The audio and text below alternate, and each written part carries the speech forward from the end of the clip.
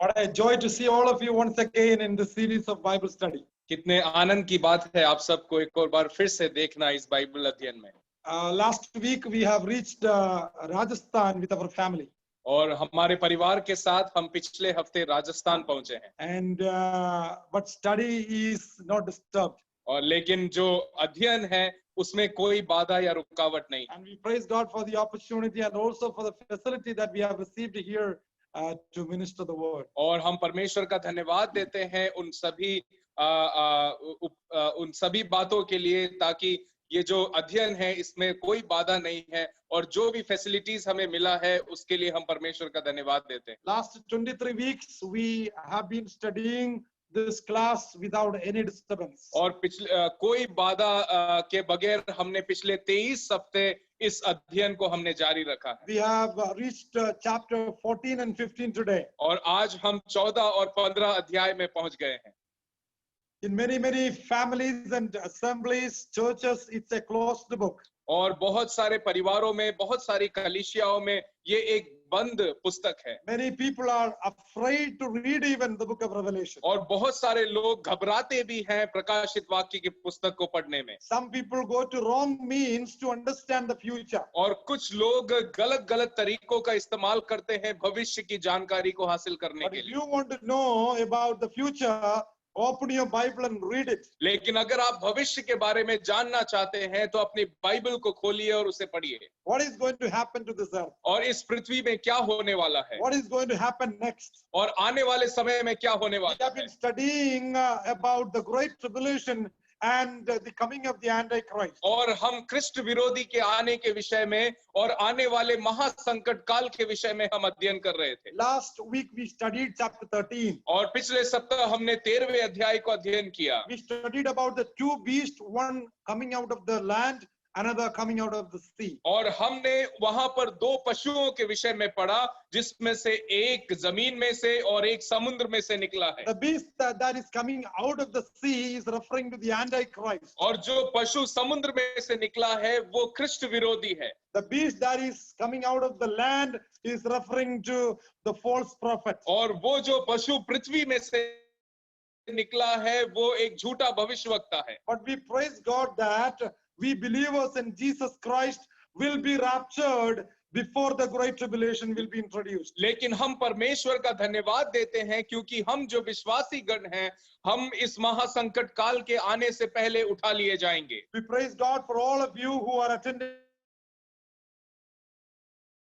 this class regularly. इस अध्ययन में शामिल होते You हैं। could have done so many other things. आप बहुत कुछ काम में व्यस्त हो सकते You थे। could have gone to some other Zoom class. आप किसी और जूम क्लास में जा सकते But थे। I am so excited to see that you are attending this class regularly without any break. लेकिन मुझे बहुत ही आनंद है कि आप सबको देखकर क्योंकि आप सब लोग निरंतर इसमें शामिल हो रहे हैं। Last week if we have studied two beasts, और अगर हमने पिछले सप्ताह दो पशुओं के विषय में पढ़ा था today we are going to study two harvests. और आज हम दो कटनी के विषय में पढ़ेंगे। Now, what is this harvest? ये कटनी क्या है? Before that, उससे पहले we will read chapter 14 verse 1 to 5. और उससे पहले हम 14 अध्याय उसका 1 पद से लेकर 5 पद तक पढ़ेंगे। Now we will read verse 1 in the beginning. और पहले हम 1 पद को पढ़ेंगे। I looked and lo, a lamb stood on the Mount Zion, and with him 140 and 4,000 having his father's name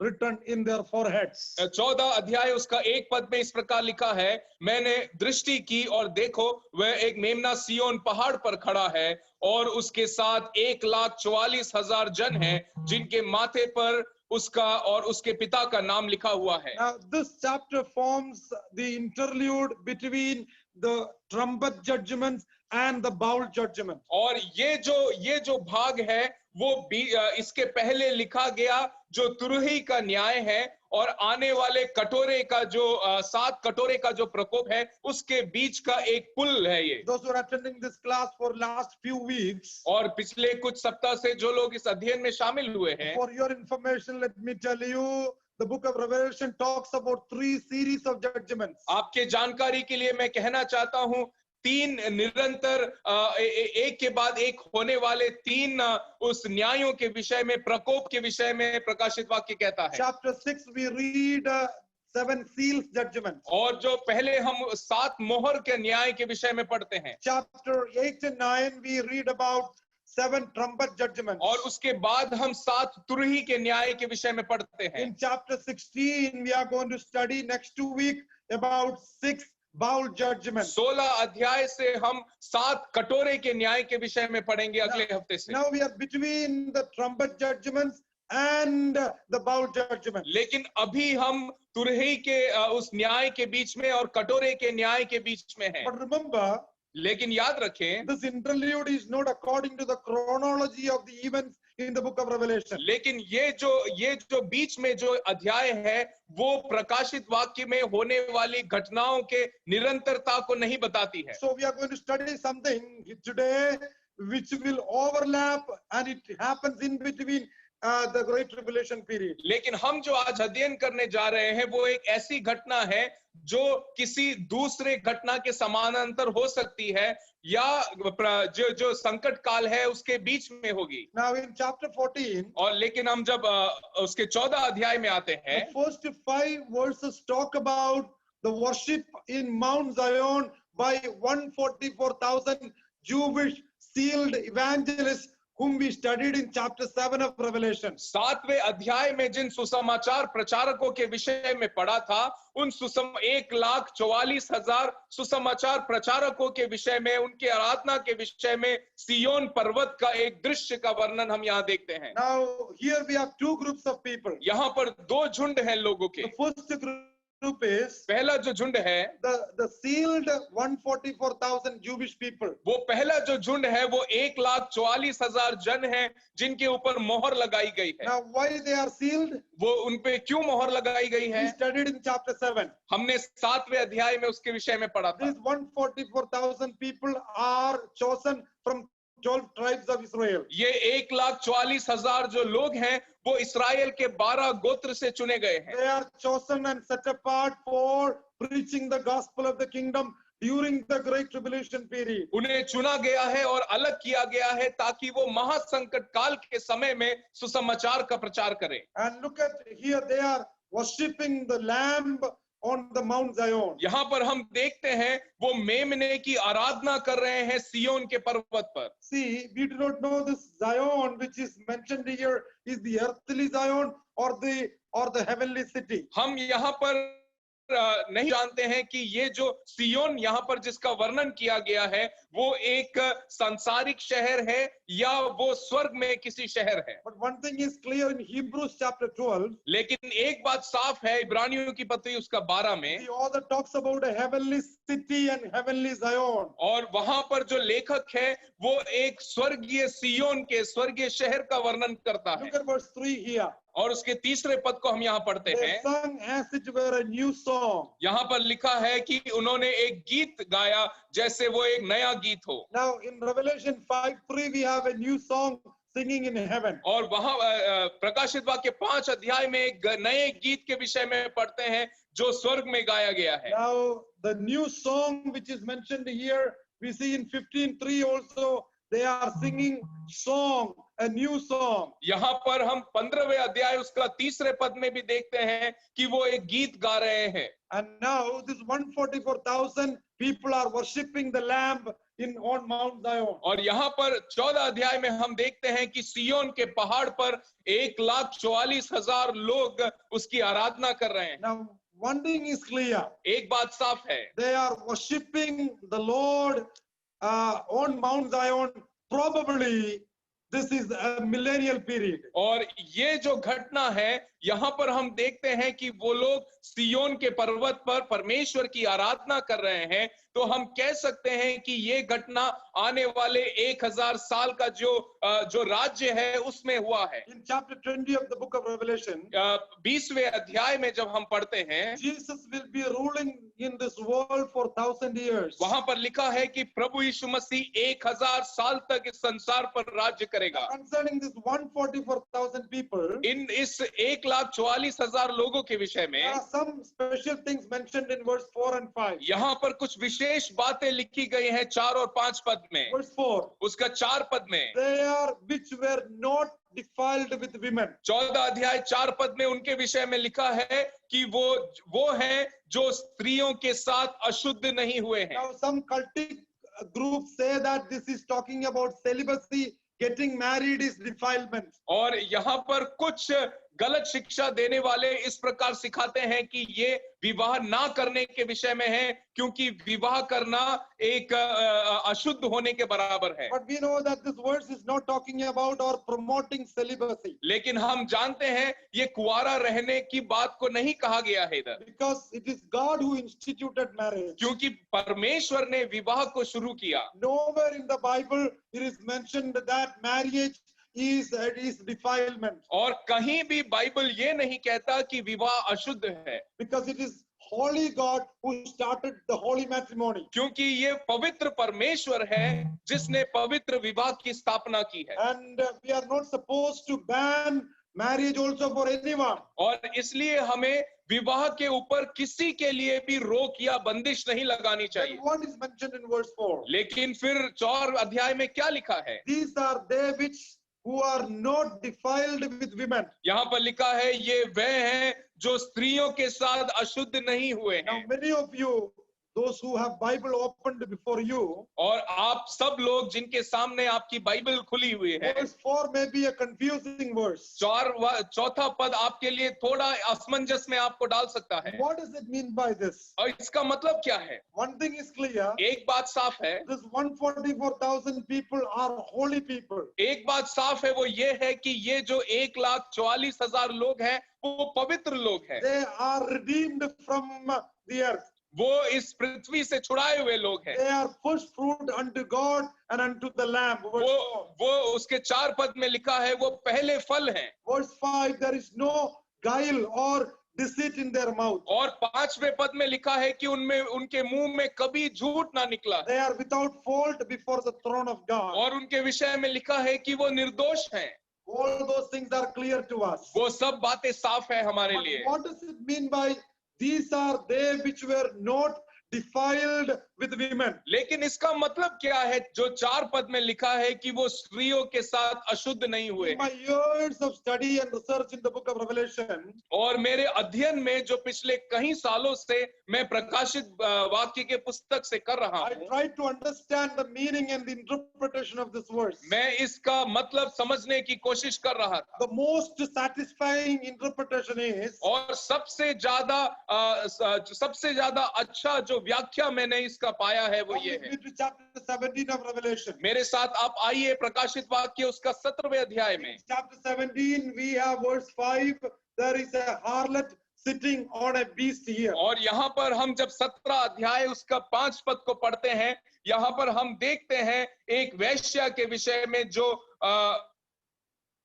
Yes, verse 3 you can read. और उसके 3रे पद में हम पढ़ते हैं एक वेश्या के स्त्री के विषय में जो उस पशु के ऊपर बैठी है। Yes, so we see a woman here. यहाँ पर हम एक स्त्री को देखते हैं This woman is sitting on the Antichrist, who is the beast. और वो यहाँ पर एक पशु के ऊपर बैठी है जो कि कृष्ण विरोधी है। What is her name? उसका नाम क्या है? Verse 5 says, 5वां पद कहता है, her name is the mother of harlots, the mystery Babylon the Great. और वो कहता है कि पृथ्वी की वेश्याओं और घृणित वस्तुओं की माता है, ये उसका नाम है। Remember carefully. और याद रखे ध्यान से, Listen carefully. और बहुत अच्छे से सुने। Babylon stands for all the false religion and all the false churches on this earth. ये जो बेबीलोन है वो इस संसार के सारे बुरी शिक्षाओं को और गलत कलीसियाओं को दर्शाता है। In fact, idolatry began from Babel. और ये हम जानते हैं कि जो मूर्ति पूजा है वो बाबेल से शुरू हुई है। I encourage you to do a special study on that. From where did idolatry began in human history? मैं चाहता हूं कि आप सब लोग इस बात का अध्ययन करें कि संसार में मूर्ति पूजा कहां से शुरू हुई है। So Babylon stands as the false religion, false system of this world. और ये जो बाबिलोन है वो इस संसार के गलत और झूठे धर्म को और इस झूठे इस व्यवस्था को दर्शाता है। Now these people who are set apart by God, this 144,000, और ये जो लोग अलग किए गए हैं 1,40,000 लोग, they kept their identity और उन्होंने अपने जो आइडेंटिटी है, पहचान है, उसको बनाए and they रखा, did not mingle with this false system of the world. और वो इस संसार में मिले नहीं।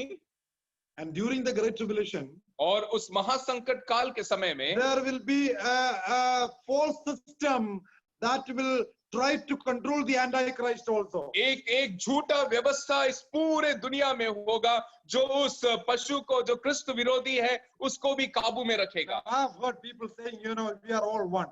मैं इस प्रकार मैंने सुना है, लोग कहते हैं कि हम सब एक हैं। I have heard people saying all the religions are one. और मैंने इस प्रकार लोगों को कहते हुए सुना है कि सारे धर्म एक हैं। Now all religions are not one. हाँ, सारे धर्म एक नहीं है। You do try to study every religion. आप हर एक धर्म के बारे में अध्ययन कर देखिए। Some religions diametrically they teach diametrically opposite things. और कुछ ऐसे धर्म हैं जो दूसरे धर्म के बिल्कुल विपरीत बातों को सिखाते हैं। And this woman stands as the false system, as one system that will try to control the Antichrist during the Great Tribulation. और ये जो स्त्री है वो एक झूठी व्यवस्था को दर्शाती है जो उस ख्रिस्ट विरोधी को भी काबू करेगी। Now what will this beast will do to this woman? और ये जो पशु है वो स्त्री के साथ क्या करेगा?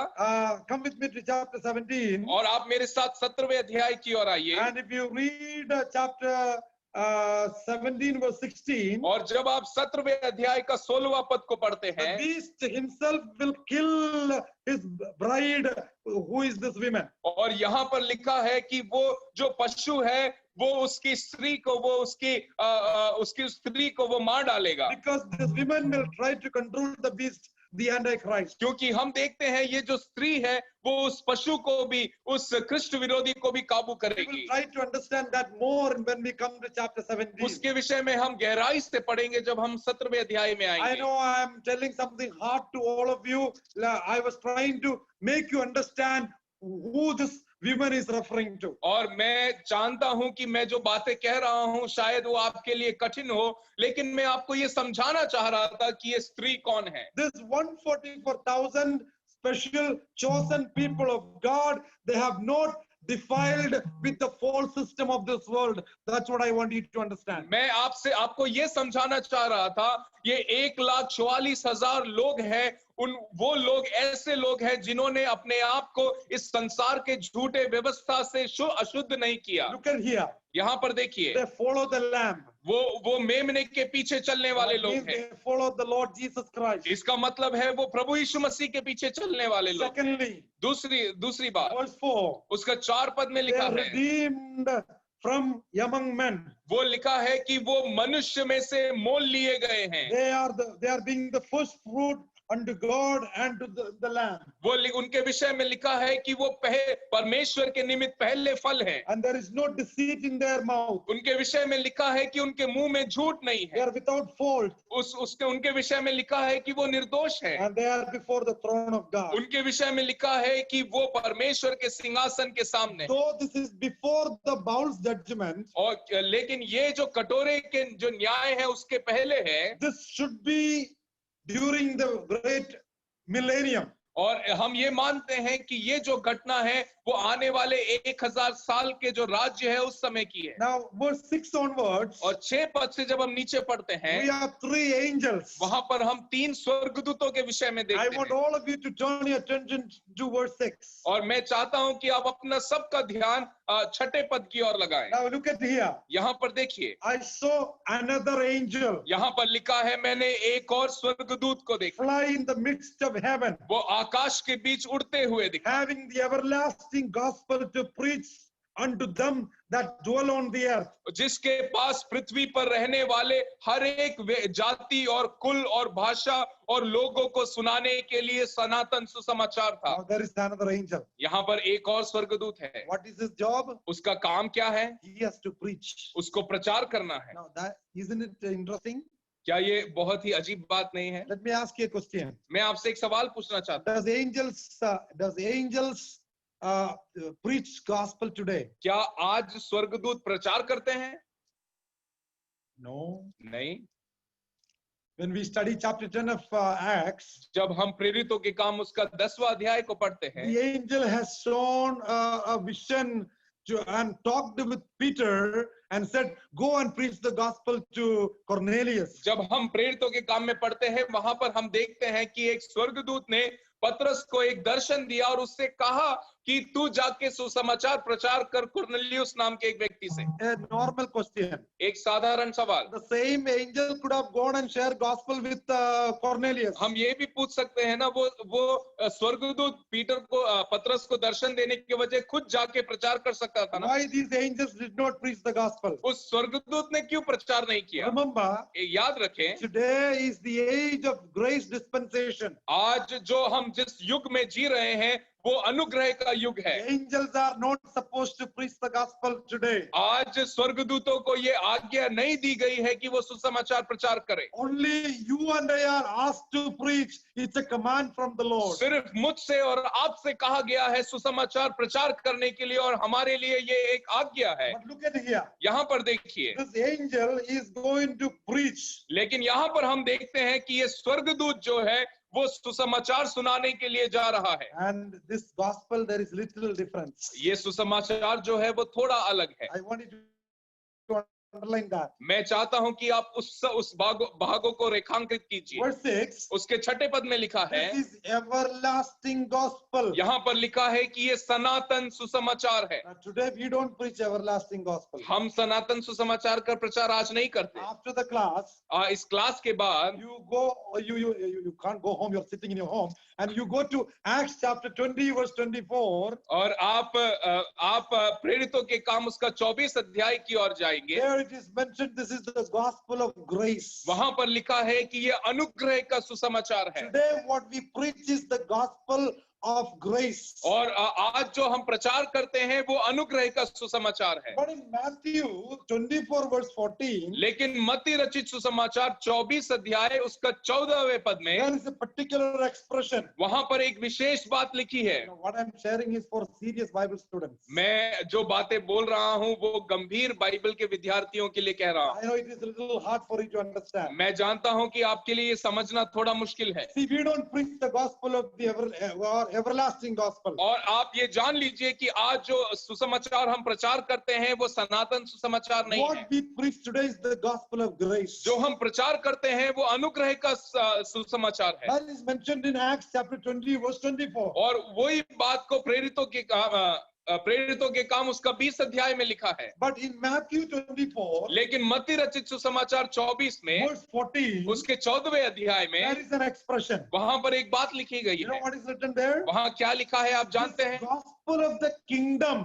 वहां लिखा है इस राज्य का सुसमाचार। If, you know, till it is not preached to the whole world, God's coming will be tarried. और वो लिखा है कि जब तक ये पूरे विश्व में प्रचार नहीं किया जाएगा परमेश्वर के आगमन में देरी होगी। We will take that verse. हम उस पद को निकालेंगे। 24, verse 14. वहां निकालेंगे हम मत्ती रचित सुसमाचार उसका 14वें अध्याय 14वें पद। And this gospel of the kingdom 24वें अध्याय उसका 14वें पद में shall be preached in all the world for a witness unto all nations, then shall the end come. यहाँ पर इस प्रकार लिखा है मत्ती रचित सुसमाचार 24वें अध्याय उसके 14वें पद में, और राज्य का ये सुसमाचार सारे जगत में प्रचार किया जाएगा कि सब जातियों पर गवाही हो और अंत आएगा, और तब अंत आएगा। I told you in one of the classes, एक क्लास में मैंने आपसे इस प्रकार कहा, there is no more sign left for the rapture of the church. और इस कलीसिया का मध्य आकाश में उठाए जाने के लिए और कोई चिन्ह अब बाकी नहीं है। Some people say that, you know, this verse 14. और मैं कुछ लोग कहते हैं कि ये एक चिन्ह है कलीसिया का मध्य आकाश में उठाए जाने The के लिए। gospel has not reached all over the world. जब तक सुसमाचार चारों तरफ नहीं फैलेगा तब And the तक। Lord Jesus is not going to come. और वो कहते हैं कि जब तक सुसमाचार सुसमाचार का प्रचार पूरे दुनिया में नहीं होगा तब तक प्रभु यीशु मसीह नहीं But आएगा। read carefully here. आप जरा ध्यान से उसको पढ़िए। Now, Bible doesn't make mistake. और बाइबल गलती नहीं करता। Every word and alphabet and grammar also important in the Bible. और बाइबल में व्याकरण, हर एक शब्द, हर एक बात बहुत ज्यादा गंभीर है। Look at here. यहाँ पर देखिए, This is the gospel of the kingdom. यहाँ पर लिखा है कि ये उस राज्य का सुसमाचार And है। I believe मैं विश्वास करता हूँ that is the gospel which is mentioned in Revelation chapter 14. और मैं विश्वास करता हूँ जिस सुसमाचार के विषय में मत्ती रचित सुसमाचार 14 अध्याय उसका 14वें पद में लिखा है, वही सुसमाचार है जो प्रकाशित वाक्य 14 अध्याय उसका 6 पद में लिखा है। What is that? वो क्या है? Everlasting gospel. वो सुसमाचार सनातन का सुसमाचार है। Why it is called everlasting? इसे सनातन का सुसमाचार क्यों कहा There गया are है? these 3 reasons. उसके 3 कारण हो सकते हैं। Remember, what did John the Baptist preach? आप याद रखें कि यूहन्ना बपतिस्मा देने वाले ने क्या प्रचार किया John था? the Baptist did not talk about the cross. और यूहन्ना बपतिस्मा देने वाले ने क्रूस के विषय में प्रचार नहीं He किया did not talk about salvation through grace and faith. और उसने अनुग्रह और विश्वास से उद्धार मिलेगा ऐसा उसने प्रचार नहीं किया। What did he preach? उसने क्या प्रचार किया? Repent. उसने कहा कि मन फिराओ, Kingdom of God is at hand. परमेश्वर का राज्य आने वाला है। Now, that is the gospel of the kingdom. वो है उस राज्य का सुसमाचार। Secondly, दूसरा, this is eternal gospel. ये सनातन सुसमाचार है Because, क्योंकि see, if you read down, अगर आप नीचे के पदों को पढ़ें, this gospel has more judgment mentioned here. यहाँ पर बहुत ज्यादा न्यायों के विषय में लिखा गया है। There are at least 3 things written here. यहाँ पर 3 बातें कम से कम लिखी है। The first one, पहला, there is an announcement of judgment. यहाँ पर एक न्याय की घोषणा है। Secondly, दूसरा, worship and introduction of millennium is mentioned here. यहाँ पर उस 1000 साल के शुरुआत के विषय में और आराधना के विषय में लिखी Do है। you want to see that? क्या आप वो देखना चाहते हैं? 47. उसके 7वें पद को पढ़ें। Saying with a loud voice, यहाँ पर लिखा है, बड़े शब्द से कहा, fear God, परमेश्वर से डरो give glory to him, और उसकी महिमा करो, and the hour of his judgment is come. क्योंकि उसका न्याय करने का समय आ पहुंचा है। Then उसके बाद worship him वहां पर लिखा है, उसका भजन करो, that made heaven and earth and the sea and the fountains of water. वो वहां लिखा है कि उसका भजन करो जिसने स्वर्ग और पृथ्वी और समुद्र और जल के सोते को बनाया है। That's why he mentioned this is the gospel of the kingdom. इसलिए मैंने कहा कि ये सनातन सुसमाचार है। Millennium is going to be introduced. और जो 1000 साल का जो राज्य है उसकी घोषणा यहाँ की जा रही है Judgment is going to be pronounced. और यहाँ पर न्याय की घोषणा की जा रही है। And the angel is preaching this gospel. यहाँ पर स्वर्गदूत संदेश का प्रचार कर रहा है। I believe मैं विश्वास करता हूँ 144,000 Jewish evangelists are going to preach the same gospel. और मैं विश्वास करता हूँ कि 1,44,000 यहूदी प्रचारक भी इसी सुसमाचार का प्रचार कर रहे हैं। And you may have a doubt. आपके मन में एक शंका आ Does सकती है, the Bible talk about different kinds of gospel? क्या बाइबल अलग अलग सुसमाचारों के विषय में बताता है? Now remember, याद रखें, see, the gospel of the kingdom is the same eternal gospel. और जो राज्य का सुसमाचार है वो एक सनातन सुसमाचार है। That's the gospel which John the Baptist has preached. उसी सुसमाचार को यूहन्ना बपतिस्मा देने वाले ने प्रचार I किया। can prove it from the gospel. मैं ये सुसमाचार के पुस्तकों से साबित कर सकता हूँ। You know, how did John the Baptist say? आप जानते हैं कि उसने क्या कहा था यूहन्ना बपतिस्मा देने वाले ने? Repent of your sin. उसने कहा कि मन फिराओ, The kingdom of God is at hand. परमेश्वर का राज्य आने वाला है। Well, the king came.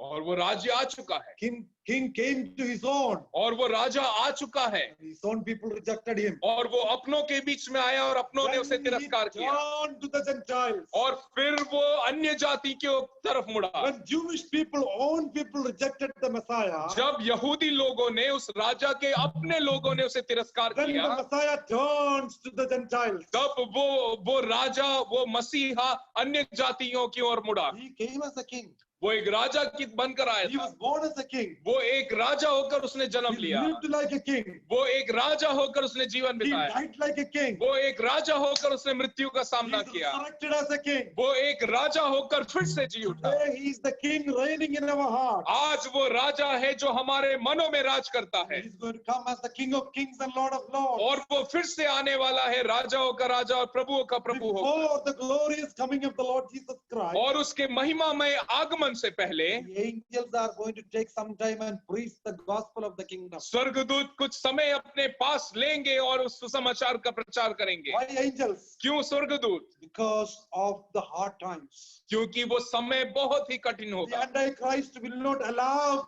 people or these 144,000 to preach the gospel freely. क्योंकि वो जो कृष्ण विरोधी है वो इन 1,44,000 लोगों को और दूसरे लोगों को सुसमाचार प्रचार करने नहीं देगा। So the angels miraculously going to propagate the gospel of the kingdom during this 7-year period. और तब इसलिए 7 वर्ष के समय में स्वर्गदूत उस सुसमाचार की घोषणा करेंगे। Judgment is going to be pronounced. और इस न्याय का घोषणा होने वाली। Millennium is going to be pronounced. 1000 साल की घोषणा, राज्य की घोषणा होने वाली है। Same angels are going to encourage people to worship. और यही स्वर्गदूत लोगों को उत्साह करेंगे कि वो परमेश्वर की आराधना करें। One angel has come to talk about the gospel. और एक स्वर्गदूत यहाँ सुसमाचार के विषय में कहने के लिए आया। But another angel is going to come and tell a bad news. लेकिन जो दूसरा स्वर्गदूत है वो एक बुरे संदेश को लेकर आएगा। Look at verse 8. आप 8वें पद को देखें। Yes. यहाँ पर लिखा है, फिर इसके बाद एक और दूसरा स्वर्गदूत यहाँ कहता हुआ आया, गिर पड़ा वह बड़ा बेबीलोन गिर पड़ा जिसने अपने व्यभिचार की कोपमय मदिरा सारी जातियों को पिलाई थी। I told you chapter 17 talks about a false system. यहाँ पर मैंने कहा था कि 17वें अध्याय में एक झूठे व्यवस्था के विषय में लिखा That है will be fallen. और वो गिर जाएगा। Chapter 18. और 18वें पद में लिखा, 18वें अध्याय में लिखा है, And the commercial Babylon will be fallen. जो राजनीतिक और आर्थिक बेबीलोन है वो भी गिर जाएगा। Today the whole world is facing a crisis. आज ये पूरा संसार एक आर्थिक विपत्ति से होकर गुजर रहा है। Our country is in a bad shape. हमारा देश भी एक बहुत बुरे समय से गुजर रहा Some है other countries are also going through difficult times. और दूसरे देश भी बहुत ही बुरे समय से गुजर रहे But हैं। there can be an economic collapse in the whole world. लेकिन उस एक समय ऐसा होगा कि ये पूरा संसार जो है आर्थिक रूप से ध्वस्त हो If you जाएगा। want to know more about it, अगर आप उसके बारे में जानना चाहते हैं, read chapter 18 of Revelation. आप प्रकाशित वाक्य उसका 18 अध्याय को पढ़ें। Now, an angel is pronouncing judgment and tells the whole world that great Babylon is fallen. और यहाँ पर एक स्वर्गदूत ऊंचे शब्द से कह रहा है कि जो बड़ा Babylon,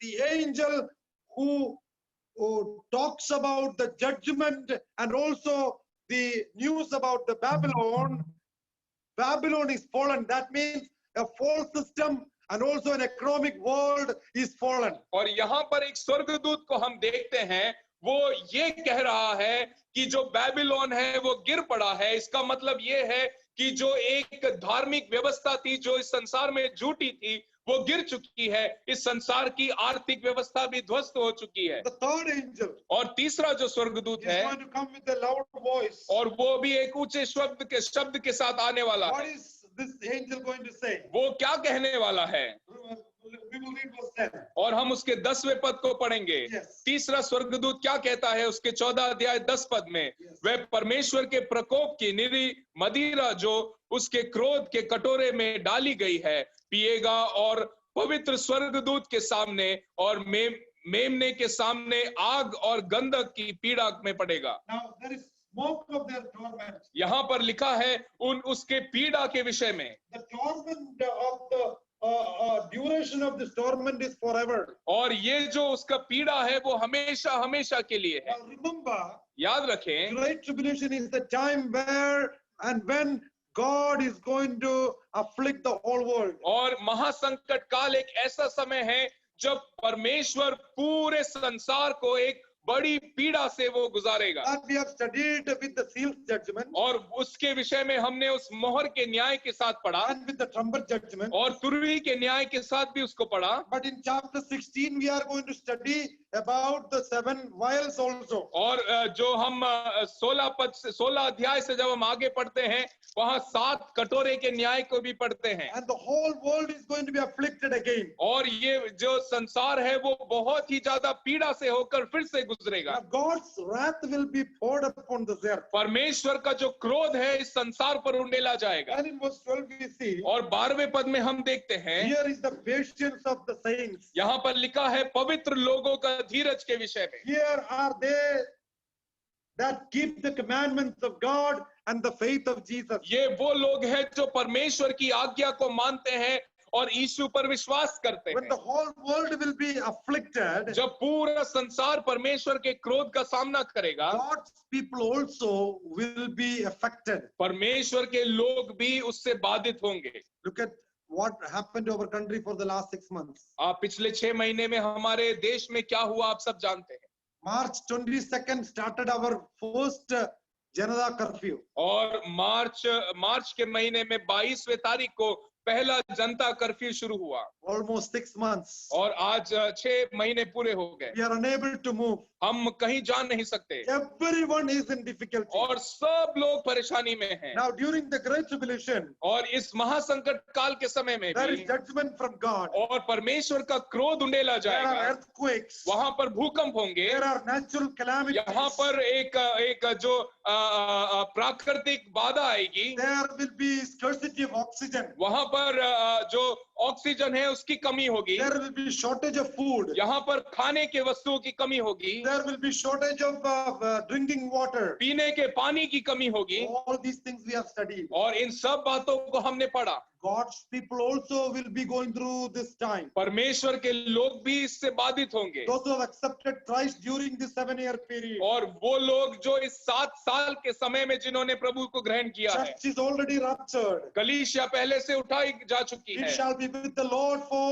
Lord in the midair. और हम परमेश्वर के साथ उस मध्य आकाश में होंगे। And we shall be with the Lord. और हम परमेश्वर के संग होंगे। So for some time the wrath of God shall pass through this earth. कुछ समय के लिए ये जो पीड़ा है वो इस संसार से होगी। And at the same time, और उसी समय the devil also will send his demons and soldiers to afflict God's people. शैतान भी अपने सेनाओं को वो छोड़ देगा ताकि वो इस प्रभु के लोगों को पीड़ा दे। We studied in last 2 weeks that Israel will be scattered all over the world once again during this period. हमने 2 सप्ताह पहले पढ़ा था कि उस समय में इस्राएल के लोग अलग-अलग जगह पर तितर-बितर होंगे। Our time is running out. हमारा समय बीतता जा रहा Look है। at verse 13. उसके 13वें पद को This is देखें। one of the most comforting verses in the whole the book of Revelation. और ये जो 13वां पद है वो सबसे ज्यादा विश्राम आराम देने वाला एक पद है पूरे प्रकाशित वाक्य में। Yes. यहाँ इस प्रकार लिखा है,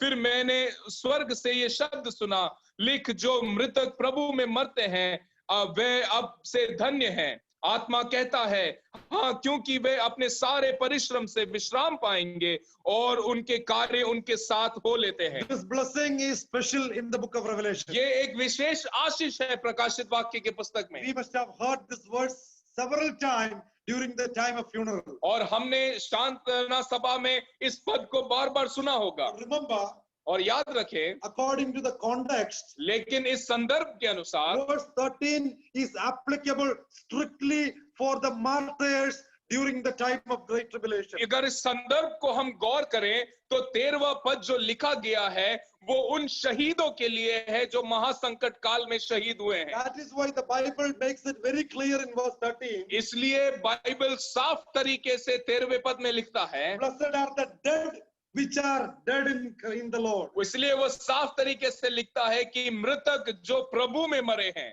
Now, nowhere in the Bible we have that expression. हम इस भाग को ऐसे एक लेखन को कहीं भी हम बाइबल में नहीं Blessed are पाते। the dead who die in the Lord. यहाँ पर जैसा लिखा है मृतक जो प्रभु में मरे हैं। Who are they?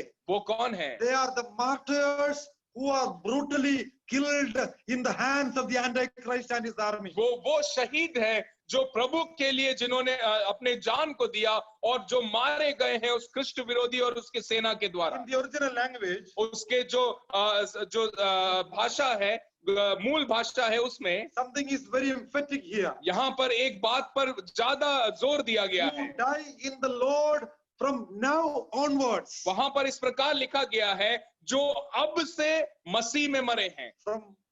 From when? कब से? Strictly speaking, from the time of great tribulation. और वो उस समय के विषय में कह रहा है जब से महासंकट काल शुरू हुआ है। Thousands of believers will be killed during the great tribulation period. हजारों ऐसे लोग जो मसीह पर विश्वास करते हैं उस समय वो मारे जाएंगे। Strictly speaking, और गंभीर तौर से कहे तो, according to the context, this verse is applicable for tribulation martyrs. और इस संदर्भ के अनुसार ये जो पद है वो उन शहीदों के विषय में है जो महासंकट काल में मार दिए गए But हैं। the application is for all of us. लेकिन जो इसका लागू होना है वो हम सब के लिए है। You know why? आप जानते हैं क्यों? After death, मृत्यु के बाद there is only one thing that follows us. एक ही बात है जो हमारा पीछा करेगी, And this verse makes it that clear. और वो बात इस शब्द इस पद से साफ है। You know what does follow us? वो क्या है जो हमारा सामना करेगी Look मृत्यु this के बाद? verse clearly. और आप ध्यान से इस पद को पढ़ें। Their works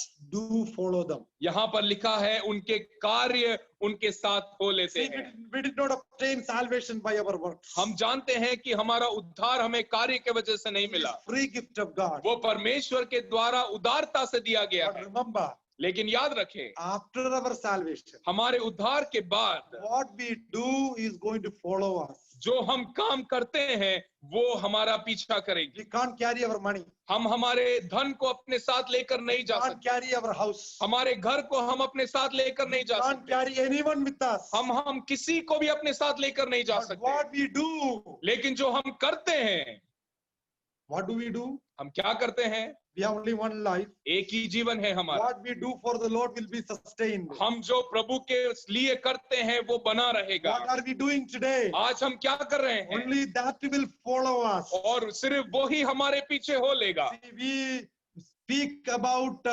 grace through faith. We have received salvation. हम अनुग्रह और विश्वास की बात करते हैं जिसके द्वारा हमें उद्धार मिला है। Sometimes we don't give much importance for works. हम कई बार हमारे काम को ज्यादा महत्व नहीं देते, But remember, लेकिन याद रखें, Bible makes it very clear. Bible साफ तरीके से यहाँ कहता है, It's true that by grace through faith we have been saved. ये सच है कि अनुग्रह और विश्वास के द्वारा हमें उद्धार मिला है, But after salvation, लेकिन उद्धार के बाद every work matters. हर एक जो काम है वो जरूरी है। Our work will follow us. हमारा जो कार्य है वो हमारे साथ हो लेगा। What are we doing today? आज हम क्या कर रहे हैं? Verse 14 to 20. और उसका 14 अध्याय का 14वें पद से लेकर 20वें पद तक, Because of the shortage of time, समय के कमी के कारण let me explain to you what is written here. मैं आपके सामने बताना चाहता हूं कि यहाँ क्या लिखा है। Now, verse 14 to 20, we have two harvests. और यहाँ पर दो कटनी के विषय में लिखा है। These two harvests are very interesting. ये जो दो कटनी है वो काफी विचित्र है। 14 to 16 verses, और 14 पद से लेकर 16. 16वें पद तक We have the grain harvest. यहाँ पर उस जो बीज है उसके कटनी के विषय में लिखा गया है, अनाज के कटनी के विषय में लिखा है। Because a sickle is mentioned here. क्योंकि यहाँ पर एक लावने का वर्णन है। And for the harvest of the earth is ripe. यहाँ पर एक हंसुए का वर्णन है और यहाँ लिखा है कि जो पृथ्वी की खेती है वो पक चुकी है। You know, the original language, the word that is used here for the paddy or wheat, that is overripe because of the heat. यहाँ पर जो मूल भाषा में जिस बात का वर्णन यहाँ किया है वो इस प्रकार लिखा है, इस गर्मी के द्वारा जो अनाज है वो बहुत ज्यादा पक चुका है। It is overripe. वो ज्यादा पक चुका है। It should be harvested as early as possible. और उसका जो लावना है, जो कटाई है वो जितना जल्दी हो सके उतना जल्दी करना है। Second harvest. और दूसरी कटनी के विषय में यहाँ लिखा Verse है 17 to 20. 17वें पद से लेकर 20वें पद तक We have the grape harvest from a vineyard. यहाँ पर दाख का उस कटनी के विषय में या अंगूर की कटनी के विषय में लिखा है। Verse 18 says, उसका 18वें पद में लिखा है, her grapes are fully ripe. यहाँ पर लिखा है कि उसके जो दाख है वो पक चुकी है। In the original language, उसका जो मूल भाषा में these clusters of wine are fully grown and the juice is bursted. और ये जो दाख का जो गुच्छा है वो पूरी तरह से पक चुका है और उसमें से रस बह रहा है। So the wine is dropping. और जो उसका जो रस है वो टपक रहा है, इतना ज्यादा वो पक चुका है। The juice is falling. और जो उसका जो रस है वो उसमें से टपक रहा It है, is all full grown. क्योंकि ये बहुत ज्यादा पक चुका है। Overgrown, it is fully ripened. ये जरूरत से ज्यादा पक चुका है। What is the picture here? यहाँ पर क्या चित्र दर्शाया गया है? The picture is that the sins of the world is fully grown. ये जो दृश्य है वो हमें बताता है कि जो संसार का पाप है वो पूरे तरह से पक चुका है। The grace age is over. अनुग्रह का समय पूरा हुआ There is no more time left. और कोई समय बाकी नहीं रहा। The sickle is talking about God's judgment. जो हंसुआ है, जो काटने का चाकू है, वो परमेश्वर के न्याय के विषय में बताता God है। is going to send the angels to cut and do the harvest on the earth. परमेश्वर अपने स्वर्गदूतों को भेजेगा ताकि वो कटनी करें और अपने जो कटनी है उसको काट लें। Verse 18 to 20, God sends another angels to cut all the wines from the vineyard. और 18वें पद से जब हम नीचे पढ़ते हैं वहां देखते हैं कि परमेश्वर एक और स्वर्गदूत को भेजता है जो उस दाख के गुच्छे को पूरी तरीके से काट ले। Then what he does? और वो क्या करता है? Verse 19. 19वें पद में लिखा है, Yes. तब उस स्वर्गदूत ने पृथ्वी पर अपना हंसुआ लगाया और पृथ्वी की दाखलता का फल काट कर अपने परमेश्वर के प्रकोप के बड़े रस कुंड में डाल दिया। Yes, then the grapes are collected. यहाँ पर लिखा है वो दाखलताओं को इकट्ठा किया Then it is in a place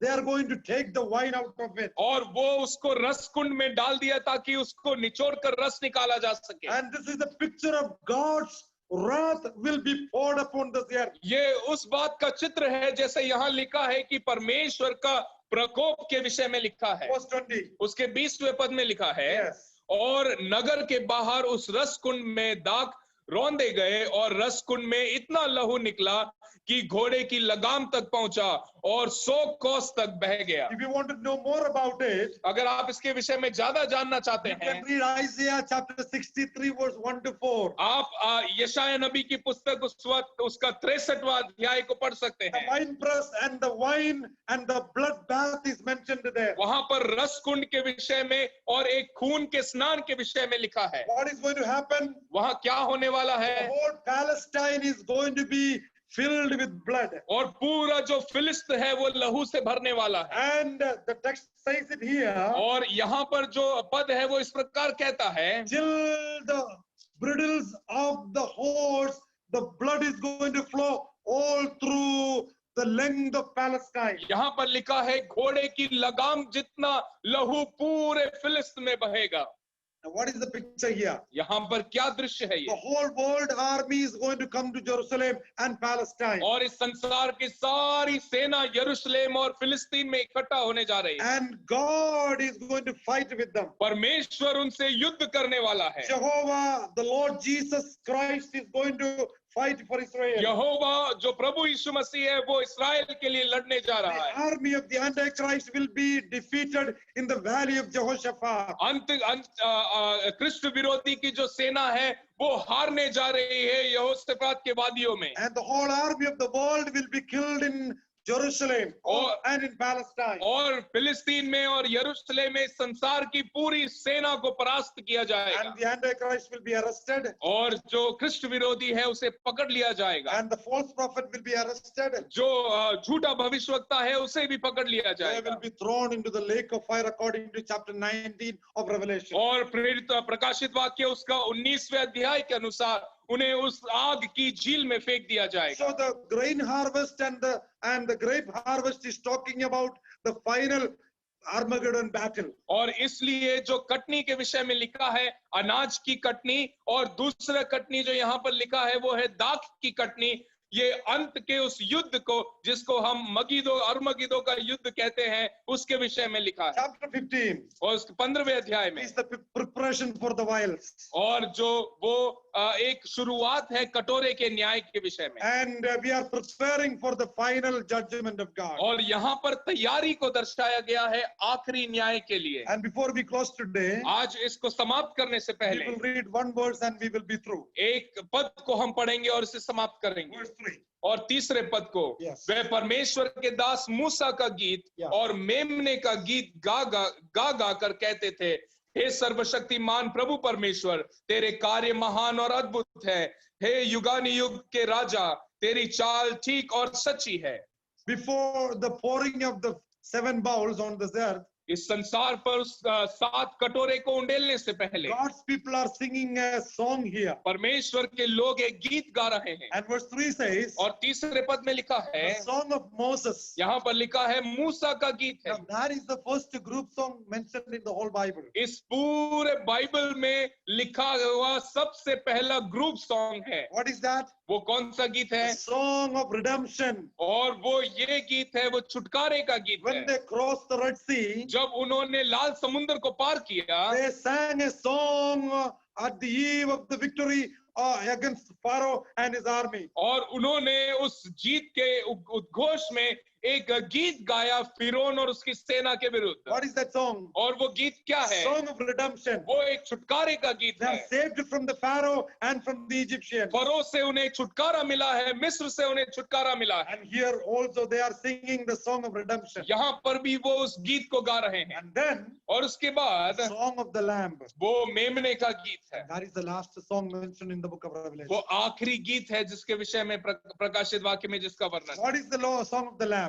वो मेमने का गीत क्या है? Oh, by his blood or through his blood, और उसके लहू के द्वारा everyone is redeemed from tribes and nations and caste and creed. भाषाओं में से, जातियों में से, हर एक लोगों में से लोग छुड़ाए गए What हैं। are they singing? और वो क्या गा रहे हैं? Lord God Almighty, वो- you are true and thy ways, and you are the King of saints. वो गा रहे हैं कि हे सर्वशक्तिमान प्रभु परमेश्वर, तेरे कार्य महान और अद्भुत हैं, तेरी चाल ठीक और सच्ची है। There was no song in our mouth. और हमारे मुंह में कोई गाना नहीं। We were in a merry clay. हम उस गंदे दलदल में फंसे हुए As थे। the psalmist says, जैसा भजन संगीतकार कहता he has है, put our feet on a rock. और उसने हमारे पैरों को चट्टान पर स्थिर किया He है। has given us that song of redemption in our mouth. उसने हमारे मुंह में एक छुटकारे का गीत डाला And है। today we sing that song of redemption. आज उस छुटकारे के गीत को हम गाते We हैं। sing the song of the Lamb. हम उस मेमने के गीत को गाते From हैं। every tribe and nations and caste and creed, हर एक जाति से, हर एक गोत्र से, हर एक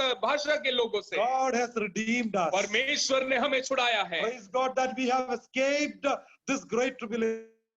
परमेश्वर धन्यवाद हो क्योंकि हमें छुटकारा मिला है इस महासंकट काल के समय Even से। before this great tribulation and the reign of Antichrist, और इस महासंकट काल के समय से पहले, कृष्ण विरोधी के राज्य से पहले, we will be translated into God's हम presence. मध्य आकाश में परमेश्वर के सम्मुख उठा लिए This जाएंगे। world will undergo a difficult dark age. और ये जो पूरा संसार है वो एक बड़े प्रकोप से, एक अंधकार भरे समय से गुजरेगा। Before I close, मेरे समाप्त कर, are you ready for that? क्या आप उसके लिए तैयार हैं? Are you waiting for the rapture of the church? क्या आप कलीसिया के उठा लिए जाने के लिए तैयार Or हैं? are you waiting for the reign of the Antichrist? या आप कृष्ण विरोधी के राज्य के लिए तैयार हैं? This world is going to become worse. ये संसार है और बुरा होते जाएगा। Don't wait for any good thing to come out of this world. अब कोई भलाई की उम्मीद आप ना करें। No leader, no prime minister, no president of any country can take us to a better world. कोई प्रधानमंत्री, कोई राष्ट्रपति आपको और भलाई की ओर नहीं ले जा The सकता। world is going to a dangerous time.